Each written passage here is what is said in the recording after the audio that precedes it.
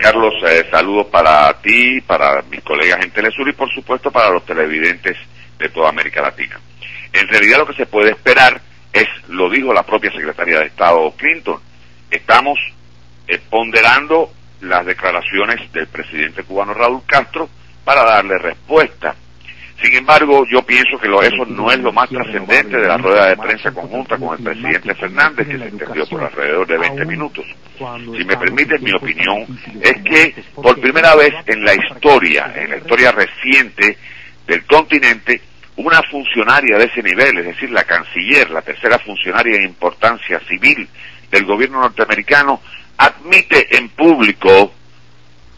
que la política de su país con respecto a Cuba ha fracasado. Eso para mí tiene una enorme trascendencia porque implica,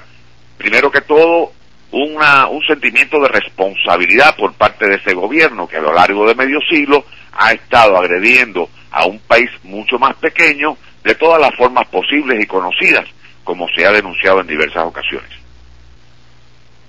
Estamos conversando entonces con el periodista Moisés Saab, quien se encuentra precisamente en la cobertura de esta reunión, esta rueda de prensa que en estos momentos sostiene la secretaria de Estado estadounidense Hillary Clinton, en compañía también del presidente de República Dominicana, Leonel Fernández. Moisés, ¿qué pudiera ocurrir entonces ahora en la Cumbre de las Américas cuando precisamente los países del ALBA van a solicitar de forma enérgica, pues, el cese del bloqueo en contra de Cuba y también su regreso al sistema interamericano? Esto luego, por supuesto, de las declaraciones de la secretaria de Estado Hillary Clinton.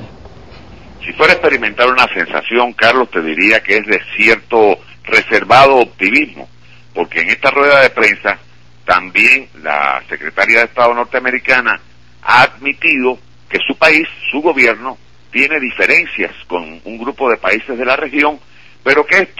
ellos lo observan de manera práctica y lo han despojado de cualquier carácter ideológico. Parte de la premisa, según sus propias palabras, de que Estados Unidos y el resto del continente son asociados en cierta medida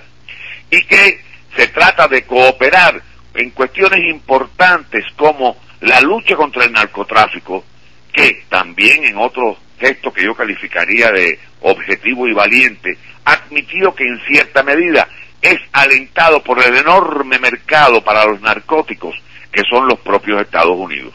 Son cuestiones que yo francamente en los años que llevo, y son algunos ya, observando la política, nunca había escuchado semejantes palabras de un alto funcionario estadounidense. Que el gobierno de Obama venga con una nueva aproximación respecto a las realidades del continente fue puesto de manifiesto por el propio presidente Leonel Fernández, quien calificó de valiente y de corajuda ciertas posiciones asumidas por el gobierno del presidente Barack Obama cuando aún no ha cumplido 100 días en el ejercicio del poder, a saber, la admisión del triunfo del presidente Hugo Chávez en el referendo en Venezuela, la aceptación del triunfo electoral del Frente Farabundo Martí para la Liberación Nacional y el levantamiento de las restricciones al envío de remesas,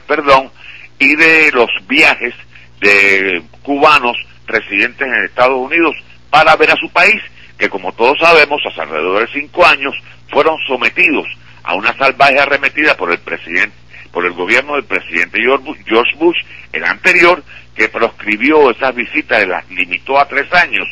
y escogió los parientes que se podían visitar o no. Te digo, cierto reservado optimismo, porque me parece que ya Estados Unidos, por lo menos, o este gobierno estadounidense, se ha percatado de que la época de la política de las cañoneras y de considerar a América Latina el traspatio norteamericano es cuestión del pasado. Brevemente, y para cerrar, Moisés Saab, corresponsal de Prensa Latina, marca esta declaración de Hillary Clinton un acercamiento definitivo de Estados Unidos con América Latina por primera vez en muchos años. Por lo menos esa es la intención expresa. Por supuesto, como en política, hay que esperar los pasos concretos, objetivos, porque una cuestión es el discurso político y otra es la realidad objetiva. La intención es esa. Si la llevan a cabo o no es cuestión de una interrogante que ya tenemos que dejar al futuro.